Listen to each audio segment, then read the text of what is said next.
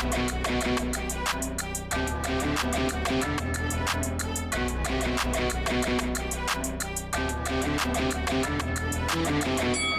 guys, welcome to Boxing Squared for boxing news and views from around the internet.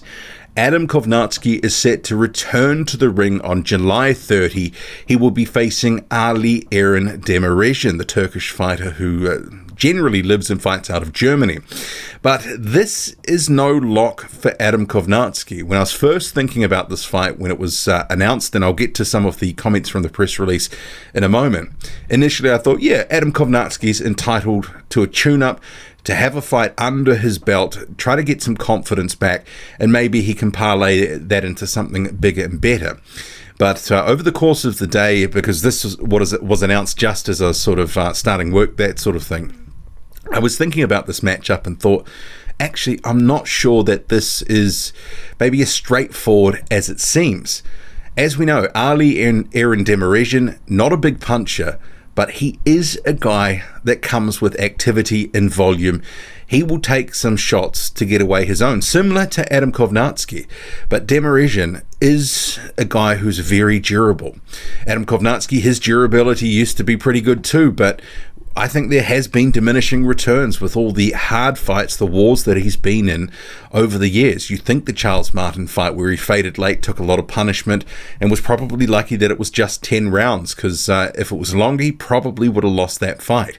But he had a fun fight in that one, and obviously the one with Chris Arreola, another fun fight. What was it, a couple of thousand punches, something there or thereabouts? Those guys were just letting their hands go. It was fun. But those fights, the Robert Helenius 2 stoppages on the bounce, in which Kownacki took a lot of punishment, he didn't look very good, especially in the second fight. I think this has taken something from him. And we'll get to the statements now from the press release, because he does sort of cite some reasoning for his recent performances to sort of, I mean, I guess you can call it an excuse, but we'll touch on it after the comment.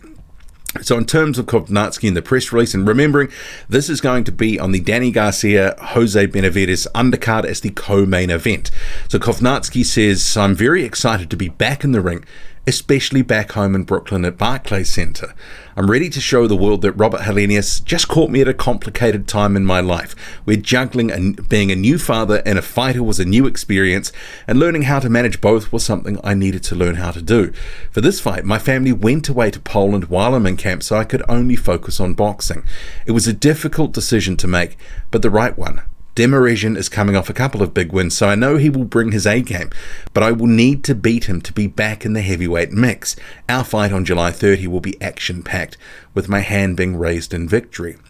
So he's given effectively an excuse to sort of say, well, there was some stuff going on, but I think the reality is a career with a lot of hard fights sort of caught up with him, and he took some shots on the chin, and his chin couldn't take it.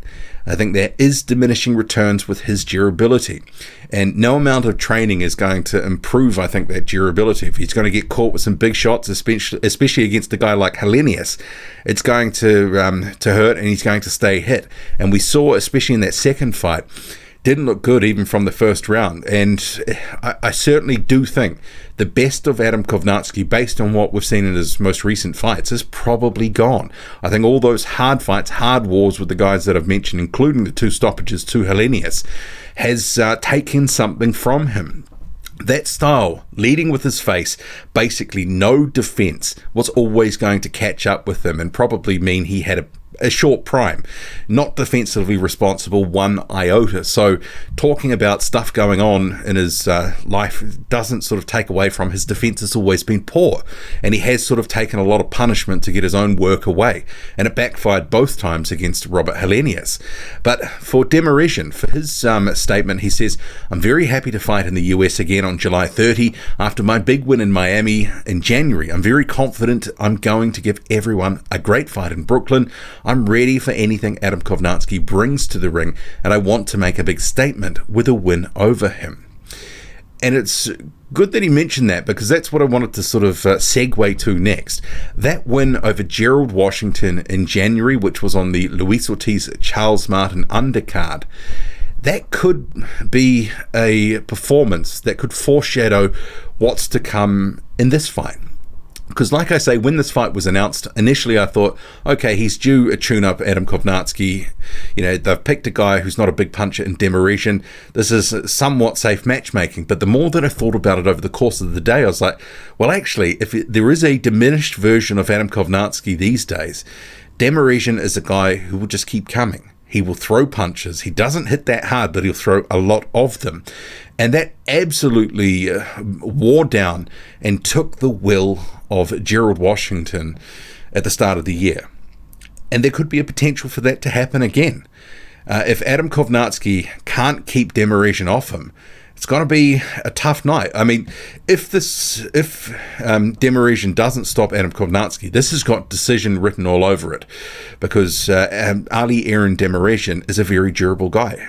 I've seen him face a number of guys now, including guys with big punches like F.A.R. Jugba, haven't really put a dent in him.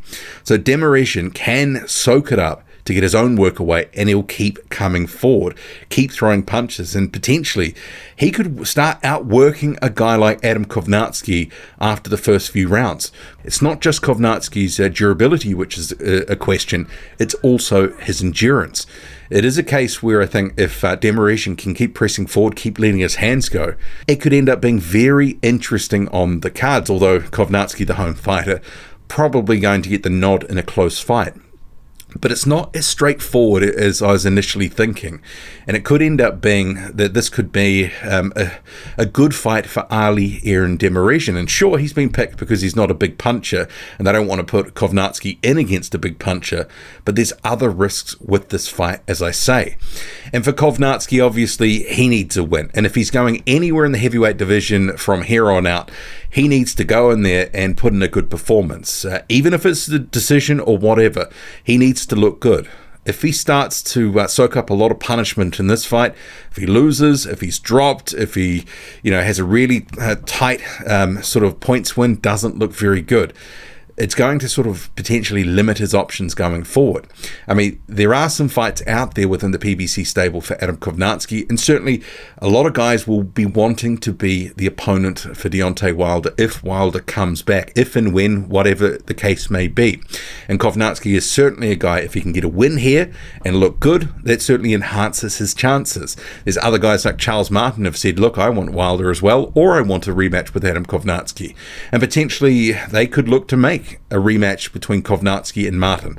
But a lot of this comes down to this fight for Adam Kownacki. It really is a crossroads fight for him, and we get to see really what's left, because at this point it's unclear. Who knows really what the guy's got left now? A couple of crushing defeats in a row and seemingly writing it off to being a new father and dealing with the sort of troubles of that. I get it. I've been there as well. Many of you as well. I'm sure it's not easy when you've got a young child. Your sleep and other bits and pieces can be interrupted. But let's face it, Robert Helenius cracked the chin. It was the poor defense which was really the issue for Kownacki in both fights. And I thought he looked far worse in the second fight. And that could be a precursor and potentially foreshadow that he's past his best now. And potentially that Demirezen, that actually could be, could be a step too far. But it is a heat check to see where he's at. Crossroads fight, and it's all on the line. So he's taking it seriously, sent his family away to Poland to concentrate on this. I hope he's getting himself in good shape. What do you make of it all? Drop a comment loud and often. Hit like, hit subscribe, follow me on Twitter, boxing_squared. I'm out.